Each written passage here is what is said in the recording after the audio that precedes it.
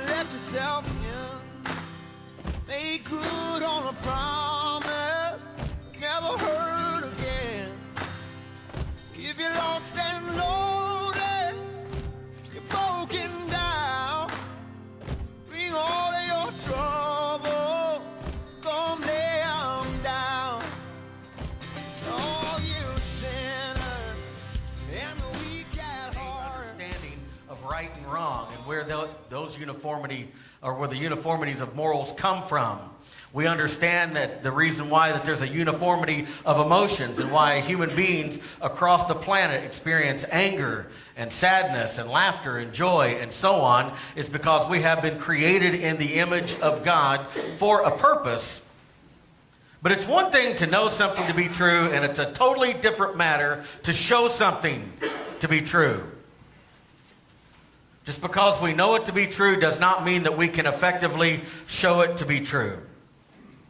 And we learn this from observing the life of Job. Job's 3 friends tried to convince him that the reason why that he was experiencing the hardship that he was experiencing is because he had sin in his life. Well, unknown to Job, the reason why that he was experiencing the hardship that he was experiencing is because he was engaged in a bet with Satan. Job was actually right in the middle of God's will. And so as Job's friends begin to tell him, man, if you would just fess up to what you have done, and Job's like, I'm not aware of anything that I've done. See, Job knew something to be true, but he had a hard time showing it to be true. But this man who was highly esteemed by God, and as a result of being the recipient of such favor of God, his life was turned upside down and inside out. As God used Job to prove to Satan that there was at least one man on the earth that worshiped God for who God is, apart from anything that he has done for anyone, and particularly Job. And so as this process came to its conclusion, God revealed to Job, and to us even today, some very insightful and relevant attributes of the person of God. And we see this unfold in Job chapter 38, beginning in verse 1. The Lord answered Job out of the whirlwind and said, who is this that darkens counsel by my words without knowledge? Now gird up your loins like a man, and I will ask you, and you will instruct me. Where were you when I laid the foundation of the earth? Tell me if you have understanding. Who set its measurements, since you know? Or who stretched the line on it? On what were its bases sunk? Or who laid its cornerstone? When the morning stars sang together, and all the sons of God shouted for joy? Or who enclosed the sea with doors? I love this because now God's going to start talking about the hydrosphere. You know, the hydrosphere, which is, or the hydraulic cycle, however you want to refer to it, which is absolutely essential for carbon-based complex life on Earth. When bursting forth, it went from the womb. When I made a cloud, its garments, and thick darkness, its swaddling band. And I placed boundaries on it, and set a bolt and doors, and said, thus far you shall come, but no further, and here shall your proud waves stop. So we see that Job states that out of the whirlwind, the Lord answered him in verse 1. And if you could picture that on a day kind of like today, maybe minus the rain, and these rolling thunder and dark clouds swirling around, approaching Job out on the plains where he was standing, and all of a sudden, the book of Job informs us that the Lord answered him and began to speak. It's interesting because here the writer of Job goes back to referring to the Lord as Yahweh. And this has significant meaning to the questions that God asks. Now keep that in mind. The internal consistency of the Bible is absolutely amazing, because this is going to come into play when God asked him, where were you when I laid the foundation of the earth, and who set its measurements? Because Yahweh means he who is, or he who is truly present, or I am that I am. All of this, his name expresses the idea of God's eternal nature and his self-existence. His very name alone depicts the fact that he is eternal, that he is infinite, and that he is self-existent. That there is nothing that sustains God, that outside of God, he is there, he has always been, and he transcends everything. I am that I am the great I am. And that's the reason why the Pharisees hated Jesus so bad, because he said, before Abraham came to be, I am. They understood that Christ himself was claiming to be eternal and self-existent, needing no one or nothing to create or sustain him. You see, this is a truth that defines our starting point. The starting point of the Christian worldview, in which the Christian views all other aspects of life. That the origin of everything in this finite universe finds its origin with an infinite being that is eternal and self-existent, whose non-existence is impossible. It is Yahweh. It is the Lord. One thing that the Christian worldview has in common with all other worldviews is a starting point. Everyone has a starting point. A starting point as to which they interpret the data that they encounter as they journey through this life. Atheists have their starting point. Agnostics have theirs. Buddhists, pantheists, Muslims, Jews. Everyone, whether they're aware of it or not, has a starting point as to how they interpret the origin of everything. You see, we do know that everything, we who have a biblical worldview, but it's not only us who has a biblical worldview. Even many in the scientific community today, they know that everything that begins to exist has a cause. Can't have an uncaused cause. Everything that begins to exist has a cause. Mankind now has overwhelming evidence that the universe began to exist. So the only logical conclusion is the universe has to have a cause. And here in Job, as well as in Genesis, God, whose name means eternal and self-existent, claims to be the cause. God claims to be the first cause of everything. Now, keep in mind, our other option is this, that nobody times nothing equals everything. Okay? It's worth noting that before modern science, and most notably physicist Stephen Hawking, who many believe is the most intelligent man in the world, discovered that the universe had a beginning. Hawking discovered that the universe had a beginning, or he championed that idea anyway, that the universe indeed did have a beginning point. But before all this, the Bible was the first to make that claim. And not only is the Bible not in conflict with cosmology, it is actually consistent with cosmology. I love this because here, God isn't really trying to prove that as such, but what he's doing is that he is bringing to mind to everyone, where's your starting point, and even to Job. And in this, God rebukes Job, and he humbles Job at the same time, because the knowledge of Job and the rest of mankind is a microcosm compared to the knowledge of God. Because look at verse 2. God asks this question: who is it that darkens counsel by my words without knowledge? And then he makes a statement to Job. Now gird up your loins like a man, and I will ask you, and you will instruct me. So the Lord began his rebuke with a question, one of about 70 questions that Job will receive from God before we get to the end of the book. It's as if God is asking Job, who is it that is questioning my wisdom by words of such stupidity? Who is this? Then he tells him, gird up your loins like a man. You need to prepare for something that an adult is going to engage in and not a child. We're going to have an adult conversation here. And then God taunts Job kind of with satire when he says, I will ask you and you will instruct me.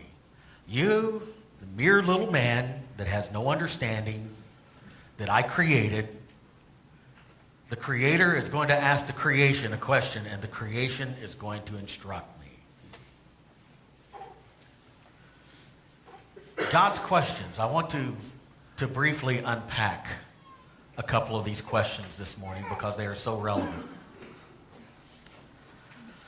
God's questions to Job unveils some profound realities. profound. On the surface, if one doesn't pay attention, one can skim right over the absolutely gold mine of meaning here. And so I just want to take a few moments just to unpack the content of these questions by God to Job. And by the way, if you think I'm being hard on Job, Job was a highly favored man. If he was asking me this, the questions would be totally different. Blockhead, go get someone to help you. But notice this. He says, where were you? And the first person singular, I, laid the foundation of the earth. So first God asked Job if Job or anyone was there to witness the origin of the universe and the world. Were you there? Or were you? Well, obviously, Job, the answer is no. Yeah, right, I get that. God claims here to be the one who designed and built everything.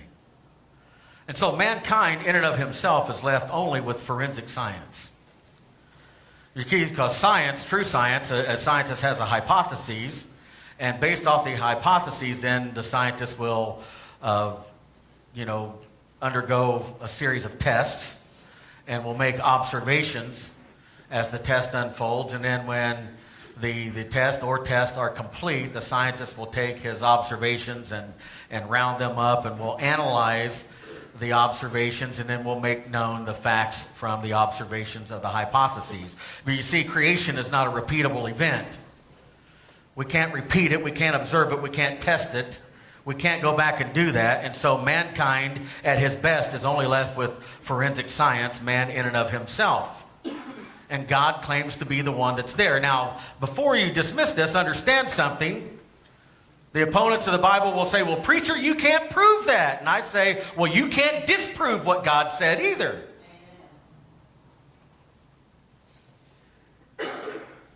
We're not claiming to prove it. What we're claiming is that our faith is reasonable and intelligent on the basis of the information that we have. But here's the matter. God claims to have done it, and he makes no apologies, and he doesn't say, and to prove that, I'm going to X, Y, Z. Far too long, Christians have hid from the fact that those that believe that nobody times nothing equals everything cannot disprove that God isn't telling the truth here. But then he gets to the point that I find most profound in his question in verse 4. Where were you when I laid the foundation of the earth? I want to unpack that briefly. Foundation of the earth.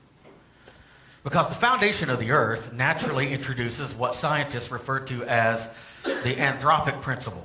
The anthropic principle, anthropics, anthropos, it relates to human beings and their existence. It's where we get the word anthropology from. The study of mankind. Related to that is sociology and so on. But anthropic comes from the Greek word anthropos, which means man or mankind. And then principle basically means law. So the anthropic principle is the law of human existence. It's the law of human existence. And it is well known that our existence in the universe depends on numerous cosmological constants and parameters. Now I want you to look back again at verse 4. Where were you when I laid the foundation of the earth? The foundation of the earth has to include these cosmological constants and parameters, whose numerical values, by the way, must fall within a very narrow range of values. If even a single variable were off, even slightly, we would not exist. That's known as irreducible complexity. It's like a watch, for an example. If one of the gears, if one of the teeth in the gears inside my watch broke off, the watch would not work. It's irreducibly complex.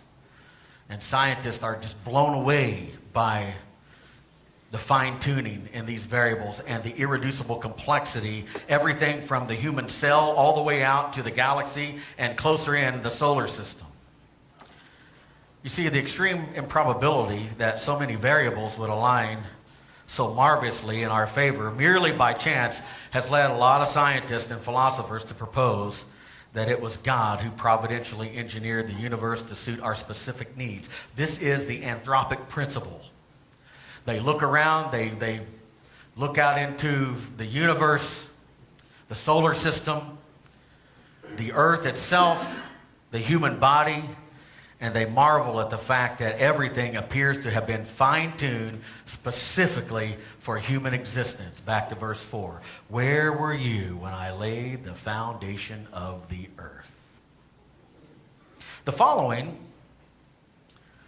is a typical but not complete list of factors of the anthropic principle.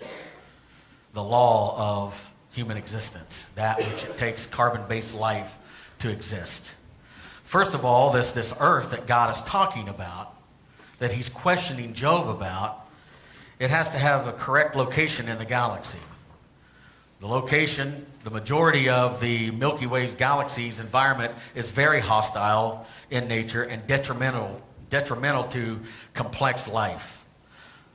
In addition to that, this Earth is located in the habitable zone of the solar system. The habitable planet must be located such that it is in a habitable zone, the correct distance from its star.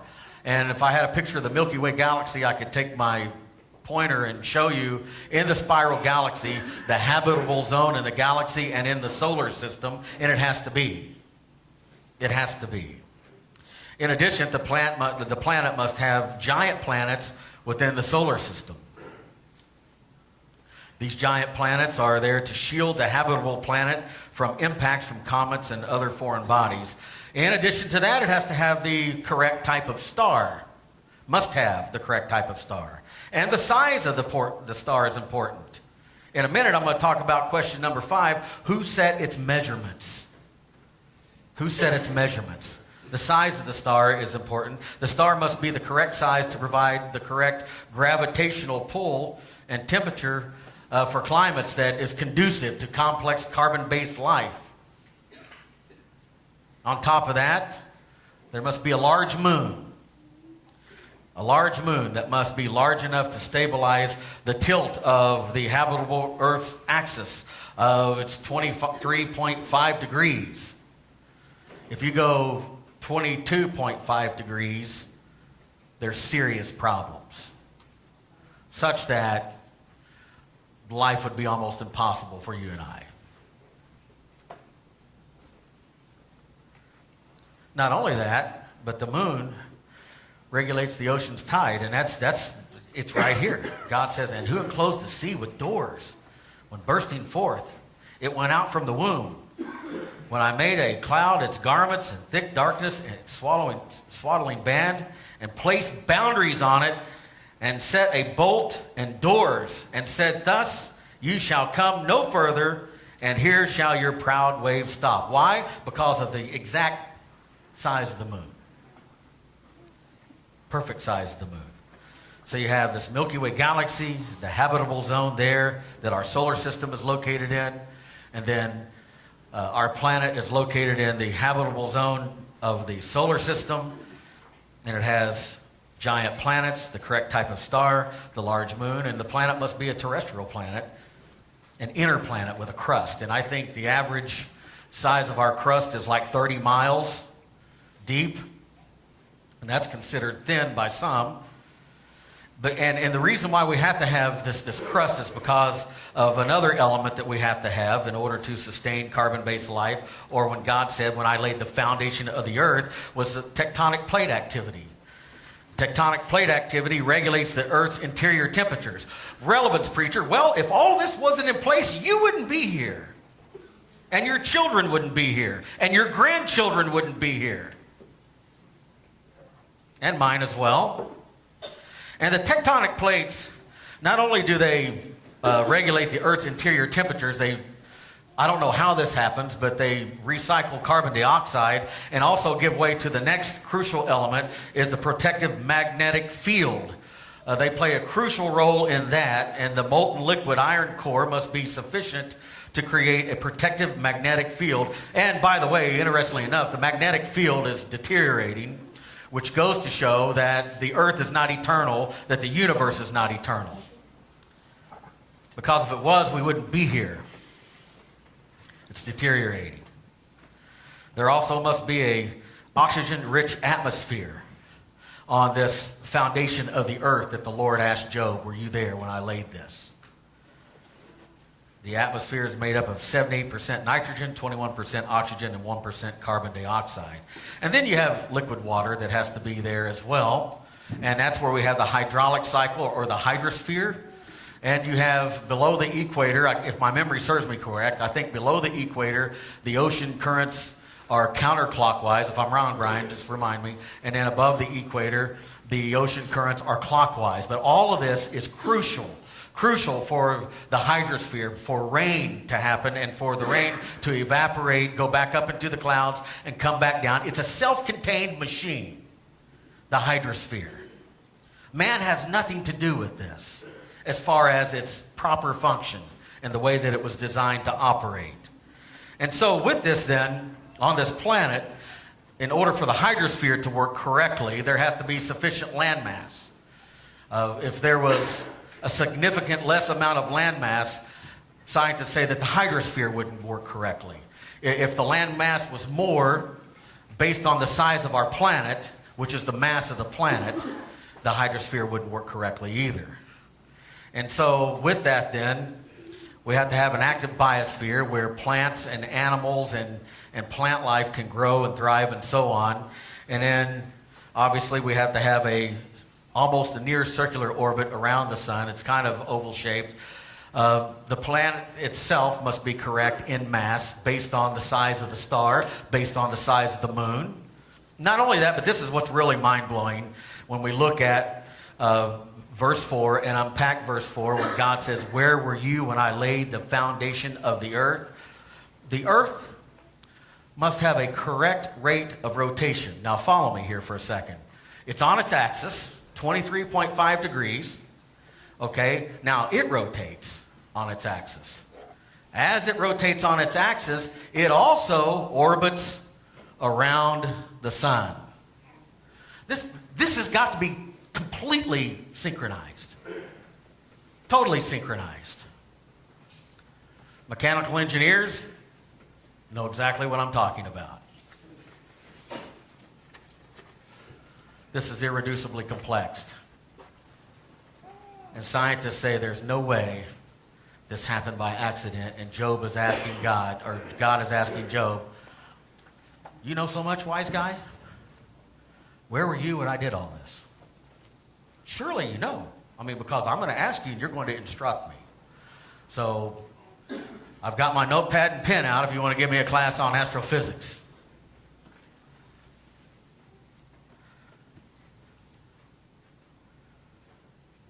Guillermo Gonzalez states, he's an astrophysicist and co-author of the book, The Privileged Planet, writes, all these factors, these ones that I just read, and many more, by the way. I gave you the short version. All these factors need to be met at one place and at the same time in the galaxy. All of them. One place and at the very same time in the galaxy if you're going to have a planet that is habitable as the Earth, which you need for complex and even technological life. Again, I refer you back to verse 4. Where were you when I laid the foundation of the earth? Tell me if you have understanding. Philosopher J. Richards states, when you consider chance as an explanation for a planet like Earth, you have to look in the context of the universe as a whole. While the odds appear astonishingly small that you would get all the right ingredients to support complex life, this one place in the galaxy, you have to keep in mind that our galaxy is just one of perhaps billions of galaxies in the observable universe. Still, logically, I think you have to ask yourself, what if this convergence of factors did not come about as a result of a cosmic lottery or by a mere fluke or luck? But what if it is the result of some larger underlying purpose or design? And if the earth does exist for a purpose, is there any way we can tell? That comes back to you, and it comes back to me. It's one thing to know something to be true, but it's a totally different matter to show something to be true. God's question in verse 5 is very telling. Look at verse 5 again. God asked Job this: who set its measurements? Who set its measurements, since you know? Now stop there just for a minute, because I want you to consider the significance of that question. I want to briefly unpack that. Who set its measurements? In terms of the measurements that God is talking about, out of the many things that we could talk about, let's just consider one: a total solar eclipse. The requirements for producing a total eclipse of the sun are as follows. You need an illumined body, in our case is the sun, an eclipsing body, in our case is the moon, and an observable platform, in our case is the surface of the earth. You have to have those three things. By the way, scientists have never discovered any planet that has an observable platform where someone could stand on the platform of a planet and observe these things. The three bodies have to be in a straight line in space. Again, God says, who set its measurements? Now consider this in reference to verse 5. The apparent size of the moon in the sky needs to be almost the apparent size of the sun in the sky. Okay? The sun is 400 times the size of the moon, but the sun is 400 times farther away. Many have wrote this off as a coincidence in the past. But scientist Gonzalez recognized the importance of these celestial bodies to the existence of complex life on our planet. The gravitational pull exerted by our moon, for an example, is strong enough to regulate the Earth's climate by stabilizing its tilt and helping to circulate the warm and cold waters of its oceans, without which the hydraulic cycle would not work. While our planet's distance from the sun permits both liquid water and oxygen-rich atmosphere, and again, God's like, who set its measurements? Who knew how big to make the moon, how big to make the earth, how big to make the sun, and to determine geometrically the exact distance that they have to be? You know that, Joe? Gonzalez goes on to state, there's this very strong overlap between the requirements for producing eclipses and the requirements for habitability, having a planet that can support life. Who sets its measurements? Intrigued by the article that Guillermo Gonzalez published in Astronomy and Geophysics on eclipses, Jay Richards and Guillermo Gonzalez teamed up to investigate if perfect solar eclipses provide evidence to determine if the universe is the result of a fluke or the result of purpose or design. Back to verse 5. Who set its measurements? In the summer of 1999, Gonzalez and Richards initiated a program of joint research. They began their study by considering a characteristic of solar eclipses little known outside the scientific community. These striking events are not only compelling to observe, they also open a portal onto the physics and chemistry of the entire universe. Gonzalez states that solar eclipses allow us to observe a part of the sun that is critical towards understanding how its light is produced and its atmosphere. During a solar eclipse, the moon fits so perfectly over the sun that it shields its blinding light to provide astronomers with a view of the star's atmosphere, otherwise impossible to experience, he says. As at the moment of totality, the pinkish arc of the chromosphere, the atmosphere's innermost layers, becomes visible, and with its rainbow-like band called the flash spectrum appears when the sun is viewed through a prism. Now, this is interesting because the eclipse of 1870 led to, and this is a perfect eclipse, led to the understanding of the structure of the sun's chromosphere and the discovery of helium, by the way, the second most abundant element in the universe. Because of this perfect measurement, the size of the sun, the size of the moon, and the distance, both of them are in relation to the earth. Scientists were only able to discover this information due to a total eclipse. These circumstances are both precise and crucial If our moon was slightly larger, it would partially block our view of the chromosphere and diminish its spectral light. A smaller moon would allow too much light from the sun, destroying our view of the solar atmosphere and the flash spectrum. Scientists say, many of them agree to this, this makes this circumstance a true fingerprint of God. Again, back to what God asked Job. Who set its measurements? If you want to unpack that statement, if you want to unpack that question, it's going to take a lot of time and a lot of paper. I am merely just scratching the surface. Now, I'm wrapping up. J. Richards states, the founders of modern science like Copernicus, Kepler, Galileo, or even Newton himself believed that the universe was the product of a mind that was intelligible to beings like ourselves, because the universe itself was the product of an intelligent being. Paul Davies states, that's the founders of modern science, Copernicus, Kepler, Galileo, Newton, they were driven by this notion that this was essentially a theological quest. For those of you who are wondering what the relevance are, these scientists understood what the relevance is. That this, in a nutshell, when you get down to the bottom of everything, this is a theological quest. This is a theological matter. And not only that, but it's inseparably linked to the cross of Jesus Christ and the resurrection of Jesus from the dead and his ascension to heaven. You can't have that without having the truth of the origin of everything. Are you hearing me, folks? You can't separate this.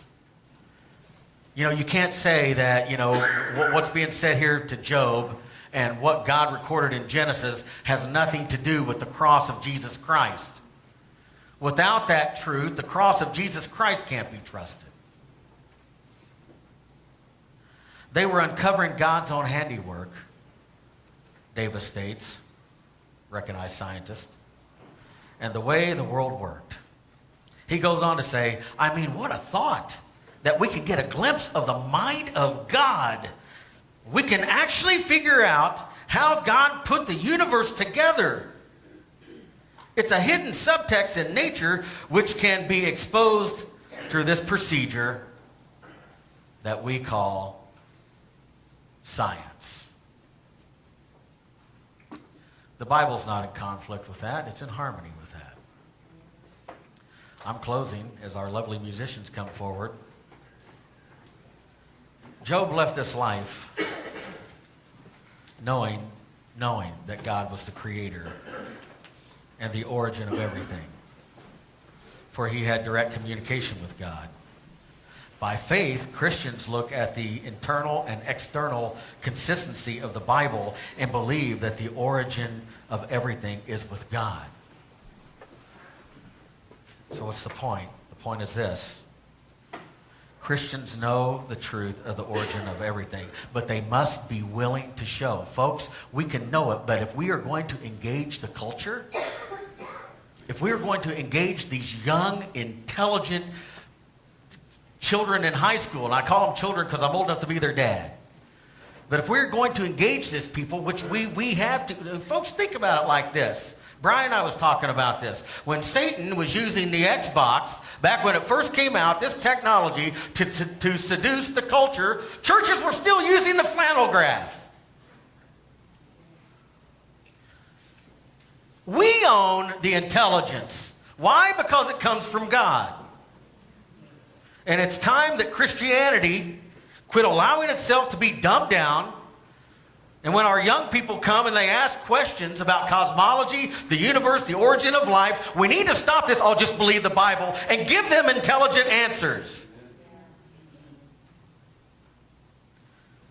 We know the origin of everything, but we must be willing to show why we believe it.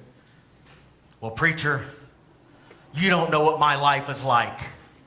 My children are rebellious. My spouse is this, that, and the other. My job is this, that, and the other. I come to church to get my life together. When do you think Job got this information from God?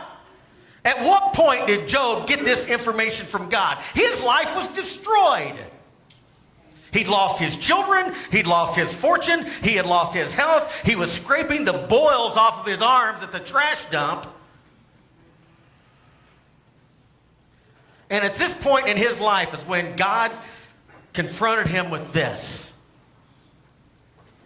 So even in the midst of the storms of life, we must be willing to put God and his mission first. He'll take care of everything else. Amen? Let's pray.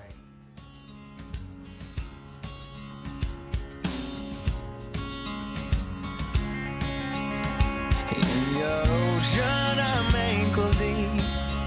I feel the waves crashing on my feet. It's like I know where I need to be, but I can't figure out, yeah, I can't figure out just how much air I will need to breathe when your tide rushes over me. There's only